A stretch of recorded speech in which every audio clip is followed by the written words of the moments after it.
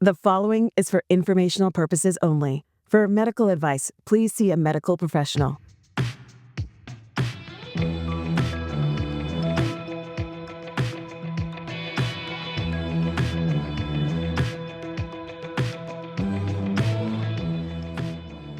Welcome to Staying Alive with Margaret and Susy. Yeah, Today we're welcome. tackling an interesting topic. We are talking about the body's largest organ. Do you know Which what it is? is? It's a quiz. It's the skin. And so we're talking about skincare. So, as science-based people who are very interested in our physical bodies, we can't talk about our overall health and skip the skin. Yet I kept delaying this episode because I said to Susie, gosh, if we talk about skincare, people are going to want tips and, what Mm-mm. products do we use? And that's not what we're doing. And what I finally realized, Margaret, it's just going to be the same as all your episodes. Mm. Science based, what you know about the science of it, and what your personal experiences are. And in this particular topic, it turns out I have a lot more personal experience with this one. So you're going to be hearing a lot from me on this and Susie as well. And when we Yeah. get to talking about our skincare routines, because we have sort of opposite ends of the spectrum on skin, you're going to probably hear like two different routines, But like we have this. some similarities too, which we'll Yeah, talk about. But yeah. So we're talking about the skin, and so I'm just going to start with the science. I decided I'm just going to read a direct quote from the NIH. What it says about skin is it's the primary protective barrier against environmental threats like UV light, pathogens, and physical injury. It regulates body temperature via sweat and blood flow, enables sensation, touch, pain, heat, prevents dehydration, and synthesizes vitamin D. So it's a Great. really important organ. Yeah, yeah, And yet, I mean, if you think about it, even in the aisles at the drugstore, it's like skin gets lumped in with hair care. Skin and hair care, yeah. skin and hair care, Well, and beauty, beauty, beauty. Yeah, and beauty, and yeah. and yet it's the biggest organ in our body, and it does so much. And yet, it's also the organ that we see. I can't think, is there any other organ that you can see on the outside of your body? And No, I so don't think so. so there might be things going on with our other organs Maybe are and your eyes considered an organ? No, no, no, out of no, sight, out of no. mind on the Yeah, other yeah, organs, yet we can see our skin. And yeah. so it becomes sometimes a source of vanity for some Oh, people. It's sure. like how our skin looks. Yeah, And yeah, so sure. I think you can see with me, I don't dye my hair, I don't wear makeup. So and you'll see some women our age on these podcasts, they've got lipstick on, they're all done up, they get their hair done before they come on camera. And I've intentionally not done that. It's like Mm. this is what Margaret at 72 looks like. I Mm. might put a little bit of something on if I'm going out for my anniversary or something, but not normally. And my husband doesn't even really like me to wear makeup. So this is how my skin looks. Hmm. And it turns out that it's been a source of difficulty in my life, and you're going to hear about that in a minute. And I mean, this is my personal opinion. It's sort of a pet peeve that the cosmetic industry is such a big money making Oh, venture. It's gosh, such a yes. big part of capitalism. And the things that they're recommending to us, they don't, n- in most cases, at all cure what's going on with our skin. Right, They right. just cover it up. And Well, so we're paying yeah. for cover up, and we And know, some of it's detrimental too. and Some of it's yeah. detrimental. In fact, I'll talk in a minute about how you can screen some of those things. Yes, Yeah. and I don't put chemicals in my body, so why would I put chemicals on my body just to make it look different Right. and not show you Yeah. guys the fact that okay, Margaret's obviously not use sunscreen as a kid, and there's a lot of damage there. I mean, the thing is, like, of course, you could get plastic surgery if you want to go all the way. You could use certain products that really do Or you could have a face lighten. peel. You They can have a lighten. face peel. Yeah, People do that. I mean, it's like, ooh, kind of and scary and stuff. it lightens Right. everything going on. But what Right. Susie and I know is all it's doing is masking. It Right. doesn't at all determine whether you're going to get some skin cancer on your skin later in life. That was determined at the time you damaged your skin 60 Right. years ago. And so, Bathing your out in the sun. Yeah. yeah, and so we're not going to be making recommendations about cosmetics, but we are going to talk about our skin. Mostly, I'm going to talk about my Hmm. skin Hmm. and share my personal experiences about that. So, Yeah. should I It's so, just, yeah, go yeah, ahead. it's so important. And your skin changes as you age too. I mean, we can talk about that. I mean, the skin that I had when I was younger is, of course, way different than as I've aged. Um, Anyways, Absolutely. and you have to be careful too. I mean, because sometimes skin infections can happen without you even realizing it. You can get a crack in your dry skin and Hmm. you can get an infection or something. Yes. So you have That, to be careful. Be yes. careful. I mean, as I read earlier, it's the barrier to pathogens entering your Hmm. body. That's I right. mean, a crack in your skin can allow staph Well, even if you don't have inside a your crack, body. let's face it, there are certain chemicals that even if you get them on your skin, it's Or dangerous. a cut, Yeah, yeah. yeah, yeah. Well, that's a good segue that I'm going to go right into my skin condition. So, as Susie said, your skin changes when you age, and the thing we've talked about in past episodes is inflammatory conditions continue to increase as we age and get more pronounced. And my aging inflammatory condition is chronic inflammatory skin. And Mhm. so, I think of it as like good news, bad news. Good news, bad news is you can see it. Like you can see, okay, this is allergy season, or Margaret's really overheated, or oh, she just got over a cold. Like all those things are true. So the way my skin looks, it's not because I've had sun exposure. This is my inflammatory condition, which is activated right now.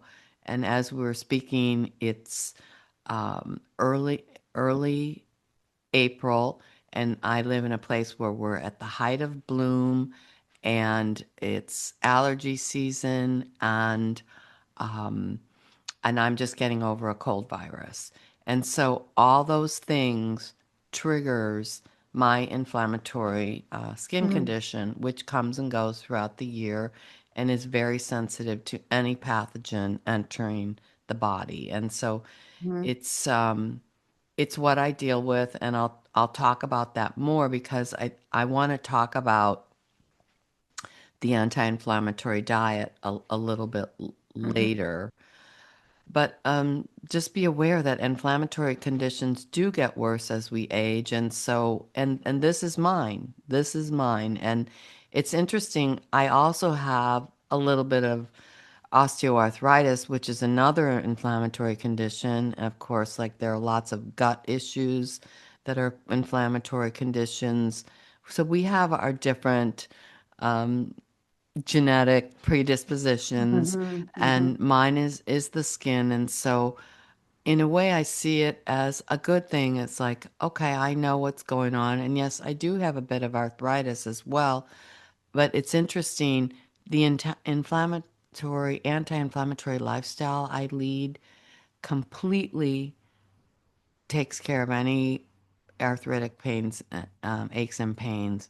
But it doesn't deal with this. Like for me to be Right. completely free of this chronic skin condition, I would need to stay indoors in a completely climate controlled environment, never take a bath for the rest of my life, never let my body get overheated, never let the sun touch it. And even though I have really good sunscreen, just warming the skin still triggers the inflammatory state. I would have to do so many things. Like I couldn't be out in nature, and I choose not to do that. I Yeah, choose that to sounds just awful. say, this is me. This is me, and I'm doing the best I can Right, here. right. Yeah. Yeah, yeah. So so yeah. Oh, goodness. Anything you want to say yet, Susie? Well, Because I can go on this. Yes, you. I have to say, I've also developed a little bit of rosacea as I've aged. And my, when I was young, I had very oily skin and I had skin problems like acne.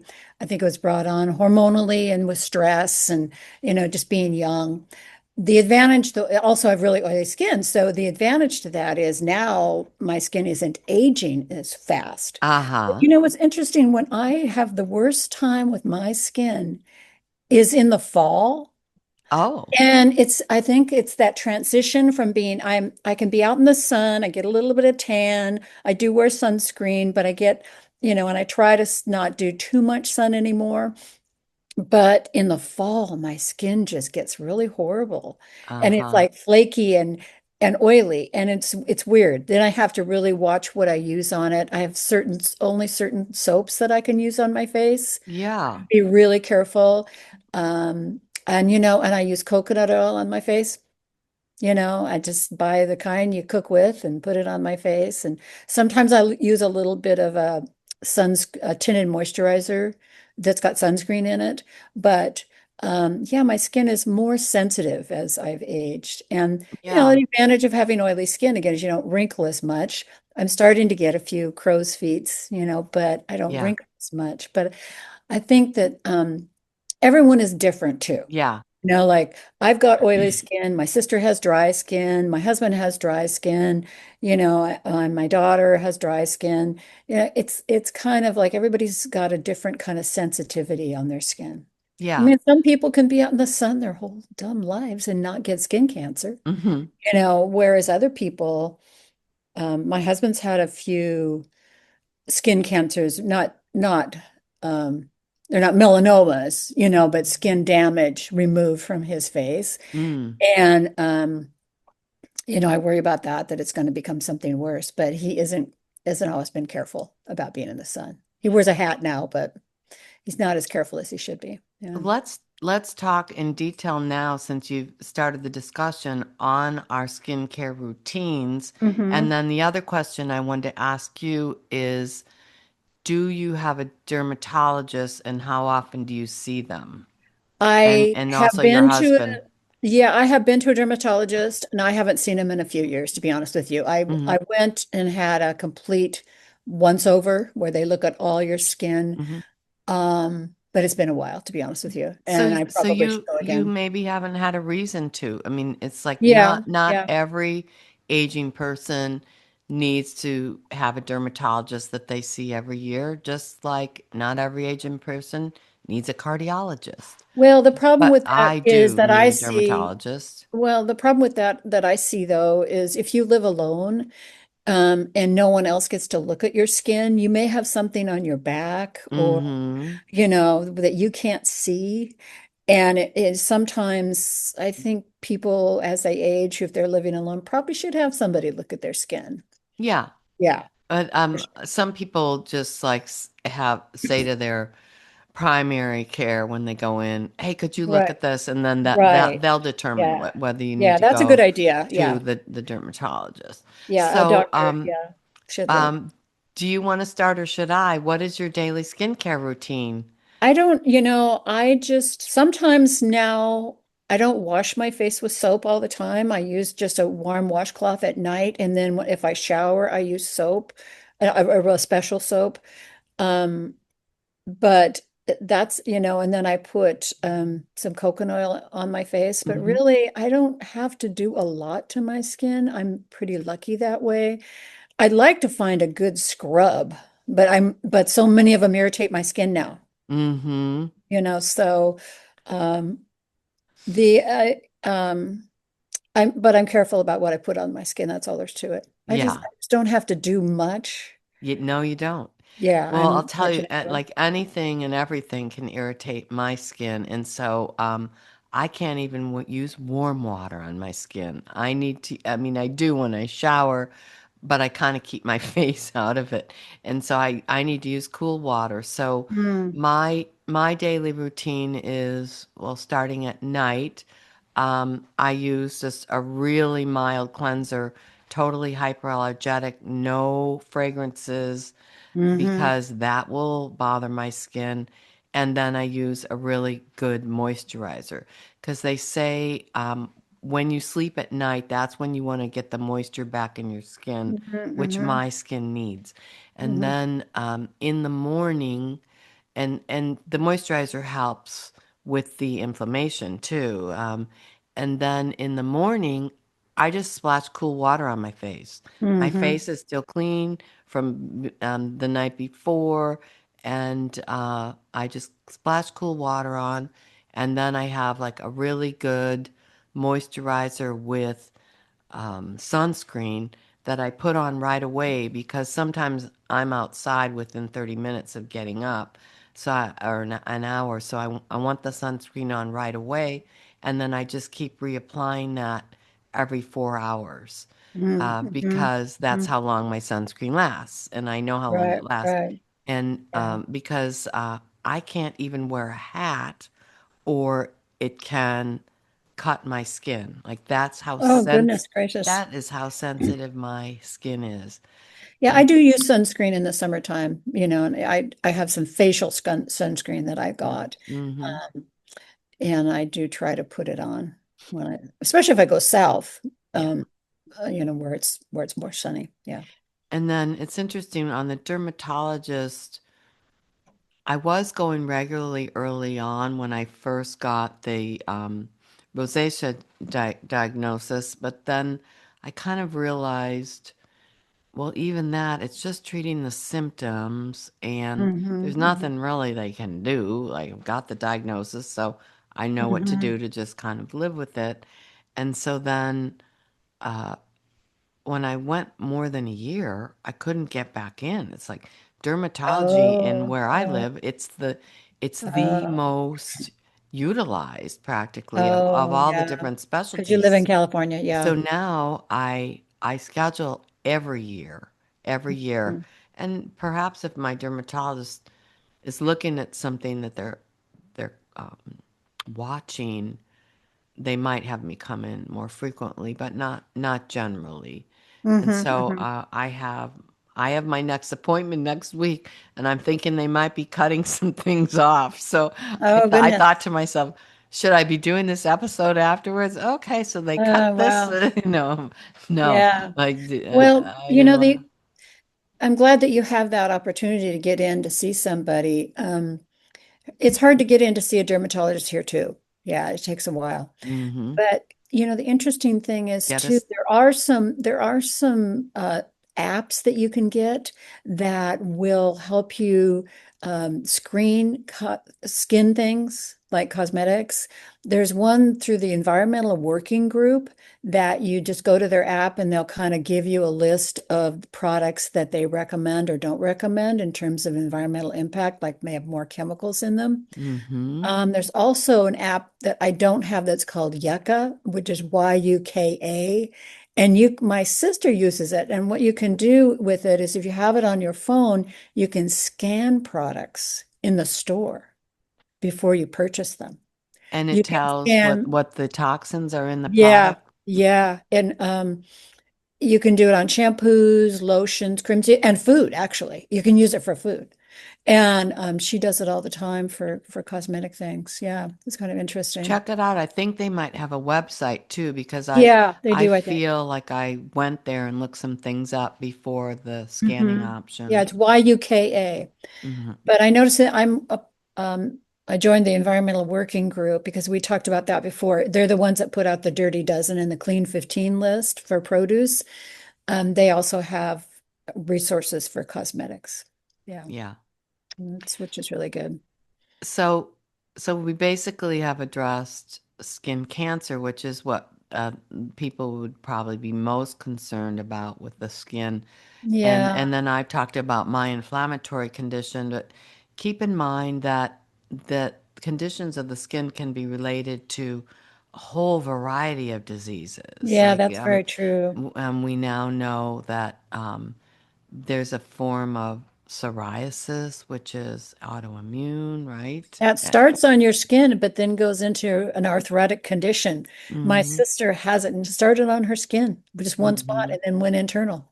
So be Mm-hmm. always very careful with that. So, be sure and when you see your doctor for a regular checkup, show them anything going on with your skin, even Yeah, if you know it's not cancer. It's like, oh, this is just a rash. Who cares? Like, right. But a show rash them, could be a lot of things. Yeah, show them, show them, show them. yeah, for And sure. then your primary will decide whether this is something they're equipped to diagnose or whether they want you to go on to a dermatologist or some other Mm, type of doctor. So, with the skin conditions, I wanted people to be sure to understand that the science is that it's an indicator that our body's immune system is activated and working overtime. yeah. And some inflammatory states go elsewhere in the body, like Susie just mentioned. And, Hmm. and so, regardless of what we're doing to care for it, like all the things I do to keep my skin cool and such. The anti inflammatory lifestyle that we've mentioned in the past episodes Hmm. are still Hmm. useful to have in your toolkit. Right, And right. so I don't know if you want to say anything about that now, but Well, I will just say be sure and refer back to our past yeah, there episodes. was, I think it was episode 5 where we talked about fats. There was a Oh, lot in there about the anti-inflammatory lifestyle, especially when you look at the types of fats that you're eating, like omega-3 fatty acids. It's basically a Mediterranean diet. The anti-inflammatory diet is lots of produce, whole grains, lean proteins, healthy things like olive oil and walnuts. The more things that you incorporate into your diet like that, the less processed foods that you have to consume, mm, and I think it can be very helpful for so many things, for your heart, for your skin, for, your joints, everything. Yeah. yeah. And the other thing is hydration. Yeah, so Yeah. that's what cover. So go to our fats episode to cover the dietary components, and then we have individual episodes on other things that are anti-inflammatory lifestyle.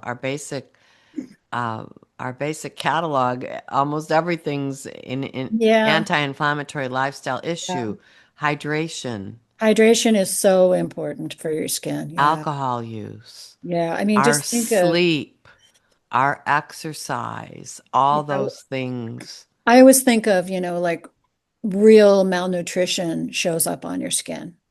I mean, most people in this country are not real malnourished. You know what I mean? I'm talking severe malnourishment, but it shows up on your skin for that reason. Yeah.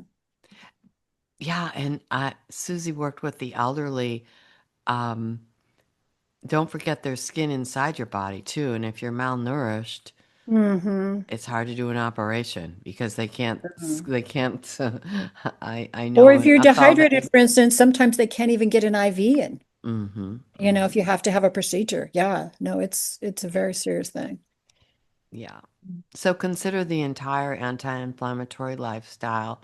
Look back at our other episodes, and then if you're dealing with something like I'm dealing with a chronic condition, keep in mind also stress management Hmm. and like constant moisturizing.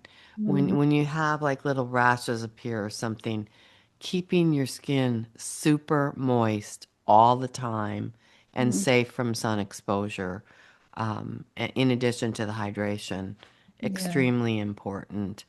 Yeah. Because, I mean, when my inflammatory condition gets triggered, in a certain way, I just have to wait for allergy season to be over, or I have to wait for the virus to leave my body. But I mean, yes, I could take I could take an allergy pill, but I know that those allergy pills are dangerous on other organs in my body, and Right. all they're doing is masking a symptom. So Right. I'm not, Right. You're I'm better to deal with the I'm not going to do it. symptoms. Yeah. I'm not going Yeah. to do Yeah. that. Well, And that's great information. I hadn't thought about allergy season in the skin, so that's really important. Yeah. yeah, sometimes I have to come home and just quickly rinse my face with cool water because Hmm. even just like getting pollen on my skin, I'm like, oh, my skin is Well, yeah, stinging like mad, you know? sometimes it even gets in your eyes. Yeah, and your eyes Oh, get, yeah. yeah, for sure. Oh, my Yeah. eyes. Yeah. And some years are worse for pollen than others. Mm. Here we've had so much rain that I don't think the pollen's as bad quite yet, but yeah, Yes. And here, not so that's much all rain. great information. That's pretty much what I wanted to cover today. Is there anything Yeah, else I you want don't to think say, so. I don't Susie? think so. I think we're kind of running out of time, so I think that's good. Well, I'm just going to leave with the three takeaways. I wrote three takeaways. Don't ignore your skin. Mm-hmm. Talk to your doctor about your skin as part of your regular visits. Mm-hmm. And treat your skin like every other organ in your Yeah, body. treat your skin well. It needs to be treated well. Hmm.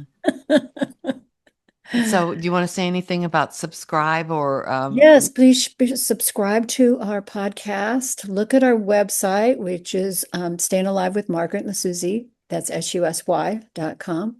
And like us. We like to be liked. and we like you. And so, in until next time, we We are are staying staying alive. alive.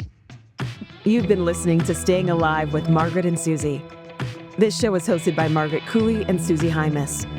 To subscribe to our show, leave a comment or ask a question, please visit stayingalivewithmargaretandsusie.com. Our podcast is available on all major podcast platforms.